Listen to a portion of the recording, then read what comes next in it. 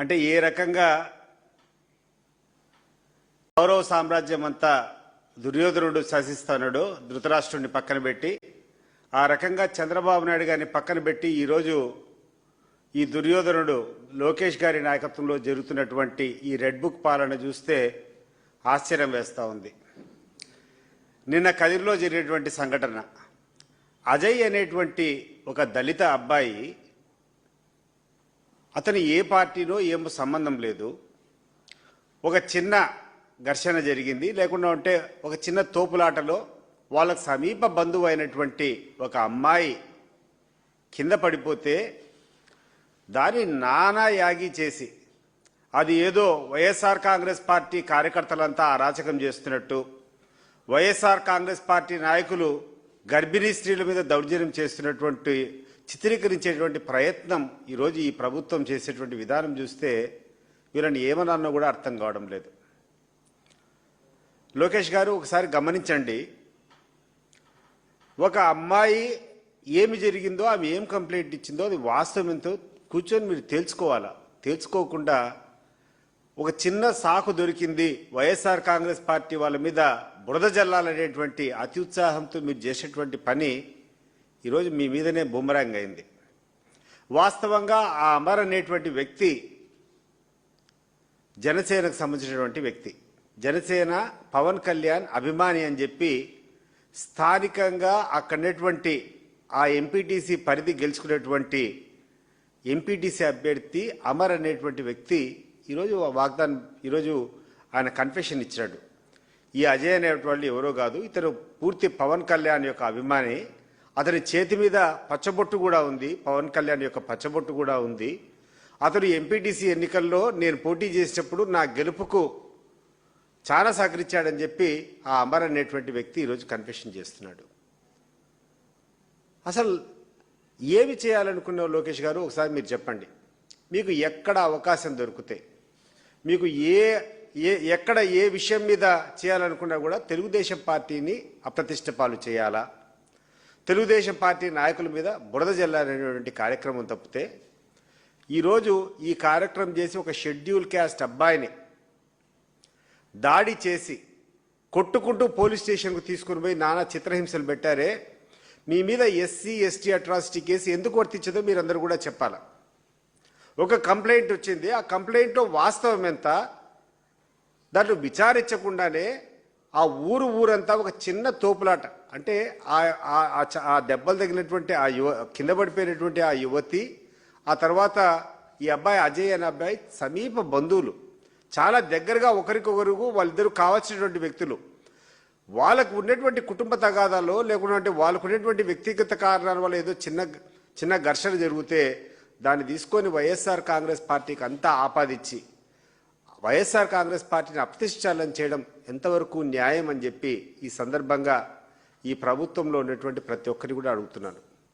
ముఖ్యంగా పోలీసులను అడుగుతున్నా, మీరు ఏ రకంగా ఆ అబ్బాయిని మ్యాన్ హ్యాండిల్ చేస్తారు? మీకు కొన్ని మీకు కొన్ని కాండక్ట్ రూల్స్ లేవా? మీరు ఏ రకంగా ఒక షెడ్యూల్ క్యాస్ట్ అబ్బాయిని ఆ రకంగా తీసుకొని పోగలుగుతారు అని నేను చెప్పి అడుగుతున్నాను. ఇదొక్కటే కాదు, ఇటీవల కాలంలో చూస్తే ఎక్కడ వైఎస్ఆర్ కాంగ్రెస్ పార్టీ నాయకుల మీద చిన్న అవకాశం ఉన్నా కూడా కారుమూరి వెంకటరెడ్డిని అదే రకంగా మీరు చేశారు. ఎక్కడో అనంతపూర్ మీద కంప్లైంట్ ఇచ్చినారు, అతను హైదరాబాద్లో ఉంటే ఆగమేఘాల మీద పోయినారు, తీసుకొని వచ్చినారు, మళ్ళా కోర్టులో చీవాట్లు పెడితే మీరు ఆయన వదిలిపెట్టి పంపించారు. ఇటీవల చూస్తే మా పిన్నెల్లి రామకృష్ణారెడ్డి గారు, ఆడ జరిగినటువంటి విషయం ఏంటంటే తెలుగుదేశం పార్టీకి సంబంధించినటువంటి ఇద్దరు కొట్లాడుకొని ఒకరు చనిపోతే దాంట్లో మీ యొక్క దౌర్భాగ్యము, తెలుగుదేశం పార్టీ జరిగినటువంటి దాంట్లో తెలుగుదేశం పార్టీ వ్యక్తి చనిపోతే దాంట్లో ఆ మర్డర్ కేసులో కూర్చొని పిన్నెల్లి రామకృష్ణారెడ్డిని పెట్టడం, ఆయన సోదరిని పెట్టడం ఎంతవరకు సమంజసమో మీరు చెప్పారా. ఈరోజు మీ ప్రభుత్వం మీద విశ్వాసం పూర్తిగా కోల్పోయింది. ఈరోజు ఎక్కడ చూసినా చంద్రబాబు నాయుడు మీద వ్యతిరేకత, తెలుగుదేశం పార్టీ సంకీర్ణ ప్రభుత్వం మీద తీవ్ర వ్యతిరేకత ఎక్కడ చూసినా విపరీతంగా ఉంది. అది నేను చెప్పేటువంటి విషయం కాదు, స్వయంగా చంద్రబాబు నాయుడు గారే మొన్న జరిగినటువంటి కలెక్టర్ల కాన్ఫరెన్స్ సందర్భంగా నేను ఎంత చేసినా కూడా ప్రజ యొక్క ఈ స్టేక్ హోల్డర్స్కు నేను నమ్మకం కల్పించలేకపోతున్నా అని చెప్పి నర్మగర్భంగా ఆయన చేసుకునేటువంటి సర్వేలో వచ్చినటువంటి ఫలితాలు చంద్రబాబు నాయుడు గారు చెప్పారు. ఆ సందర్భంగా చంద్రబాబు నాయుడు గారు కలెక్టర్లు దానికి బాధ్యత వహించాలా అనే రకంగా కూడా మాట్లాడడం జరిగింది. చంద్రబాబు నాయుడు గారు తప్పు కలెక్టర్లది, ఎస్పీలది, ఇక్కడటువంటి అధికారులది కాదు. 100కి 100 తప్పు నీది, నీ కుమారునిది. మీ ప్రభుత్వం చేస్తున్నటువంటి ప్రజా వ్యతిరేక కార్యక్రమాల వల్లనే ఈరోజు మీ మీద నెగటివ్ ఉంది. మీరు తీసుకున్నటువంటి ప్రతి ఒక్క నిర్ణయం, మీరు ఏదైతే అనుకుంటున్నారో అభివృద్ధి నెపంతో మీరు చేసేటువంటి దోపిడీ ఏదైతే ఉందో దాన్ని ప్రజలు విపరీతంగా వ్యతిరేకిస్తాండరు. మీరు ఏవైతే హామీలు ఇచ్చారో ఎన్నికల ముందు అవన్నీ నిలబెట్టుకోలేదనేటువంటి విషయం మీద మీ మీద తీవ్రమైనటువంటి వ్యతిరేకత ఉంది. మీ పార్టీ కార్యకర్తలు చేస్తున్నటువంటి దౌర్జన్యాలు, మీ పార్టీ కార్యకర్తలు చేస్తున్నటువంటి దోపిడీలు చూసిన తర్వాత దాని మీద తీవ్ర వ్యతిరేకత ఉంది. దాన్ని మీరు అంగీకరించకుండా కలెక్టర్ మీదనో ఎస్పీ మీదనో కూర్చొని మీరు సరిగ్గా పని చేయడం లేకపోవడం వల్ల మాకు అప్రతిష్ట వచ్చిందో లేకుండా అంటే మా పార్టీకి మైలేజ్ లేదని చెప్పి మాట్లాడడం విడ్డూరంగా ఉంది. మీరు ఒకసారి అనలైజ్ చేసుకోండి, మీకు అనుభవం ఉంది. మీరు చెప్పింది 100కి 100 వాస్తవం చంద్రబాబు నాయుడు గారు. ప్రజల్లో మీ మీద ఎటువంటి విశ్వాసం లేదని మీరు అంగీకరించినటువంటి విషయం వాస్తవం. మీ సర్వేలు కాదు, ఎవరు చేసినా కూడా ఎక్కడ ఆంధ్ర రాష్ట్రంలో పోయినా ప్రతి ఒక్కరూ చర్చించుకునేటువంటి విషయం ఇదే. దీనికి కారణం మీ యొక్క వైఫల్యం, మీరు తీసుకునేటువంటి నిర్ణయాలు. మీరు ప్రభుత్వ కళాశాల తీసుకొని మీరు కారు చౌకగా అక్కడనేటువంటి కొంతమందికి అప్పగించాలా పీపీపీ మోడ్లో చేసేటువంటి విషయము ఏ రకంగా మీరు చెప్తారు? ఇప్పటికి దాదాపు 5,000 కోట్లు ఖర్చు పెట్టినారు. ప్రభుత్వ స్థలం కొన్ని వేల ఎకరాలు, ఒక్కొక్క ఎకరా కోట్లలో పోతుంది. దాన్ని తీసుకొని 99 పైసలకు మీరు కూర్చొని ప్రైవేట్ వ్యక్తులకు అప్పజెప్పడం, ప్రైవేట్ కళాశాలకు అప్పజెప్పిన తర్వాత రాబోయే 2 సంవత్సరాల వరకు అయ్యేటువంటి జీతాల ఖర్చు అంతా కూడా మేమే, ప్రభుత్వమే భరిస్తుంది, లాభాలు మాత్రం మీరు తినండి అంటే ప్రజలు ఏమైనా పిచ్చోళ్ళు అనుకున్నారా చంద్రబాబు నాయుడు గారు? మీరు ఆ రకంగా దోపిడీ చేసి ప్రైవేట్ వ్యక్తులకు ఇచ్చి బ్యాక్ డోర్ టేబుల్ కింద మీరు చేసేటువంటి వసూళ్లు ప్రజలకు అర్థం కాదనుకుంటున్నారా? మీరు విశాఖపట్నంలో పెద్ద పెద్ద సంస్థలు, ఎవరికన్నా పేదోనికి 4 సెంట్లు భూమి ఇచ్చినామో, 2 సెంట్లు భూమి ఇచ్చినామో, లేకుంటే ఒక విద్యాసంస్థకి ఏదైనా 1 ఎకరా 1/2 ఎకరా భూమి ఇచ్చినామంటే ఎవరైనా ఏమని అనుకుంటారు? ఈ ప్రపంచాన్నే శాసించేంత ధనమున్నటువంటి వ్యక్తులకు నీ యొక్క దానగుణం అవసరమా? నీ యొక్క కంపాషనేట్, నువ్వు కూర్చొని వాళ్ళకు 9 రూపాయలకు 90 రూపాయలకు మీరు ఎకరా భూమి, కోట్ల విలువైనటువంటి భూమి ఇవ్వాల్సినటువంటి అవసరం ఉందా చంద్రబాబు నాయుడు గారు? ఈ యొక్క సాకుతో, అభివృద్ధి సాకుతో ఆ ఊడ్సా అనేటువంటి సంస్థ నీకు సంబంధించినటువంటి, నీ కులస్తులకు సంబంధించినటువంటి ఇక్కడటువంటి వ్యక్తులంతా కూర్చొని ఏదో విదేశీ పెట్టుబడులు అని చెప్పి ఈరోజు వాళ్ళకు ల్యాండ్స్ అలాట్మెంట్ చేయడం, ఇవన్నీ ఒకసారి గమనించండి.